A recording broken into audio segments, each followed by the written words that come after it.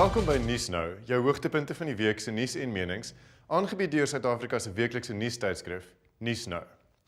Die vakansie is amper hier. Tyd vir 'n lekker lang rit pad langs na die see. Maar dalk moet jy die lang rit bietjie knip. Want brandstof het pas vir die 4de keer vanjaar duurder geword. Petrol is nou duurder as ooit tevore in Suid-Afrika. 10 jaar gelede het dit 1/3 soveel gekos as nou. En dis nie net petrol nie. Alles van klere tot waspoeier sal duurder raak, want meeste goedere word padlangs vervoer.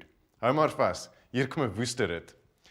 Suid-Afrikaners het vasgenaal gekyk toe Julius Malema in ontwerper tekkies saam met 'n paar duisend meelopers 'n optog gehou het van Johannesburg na Pretoria. Hy was een van die mense in 'n militêre kep en skoene van R1400. Toe rit sy na Mauritius, besigheidsklas natuurlik, vir die beskeie R10 miljoen troue van een van sy vele skatryk vriende. So, is Malema 'n ryk man wat maak of hy arm is, of 'n arm man wat maak of hy ryk is? Moet nie ons voorbladstorie misloop nie. Soos baie vroue weet, kan 'n mammogram ongemaklik wees, maar dis noodsaaklik om borskanker vroeg te vang, of hoe? Kenners in Amerika sê nou, 'n mammogram moet eers gedoen word as jy 50 is.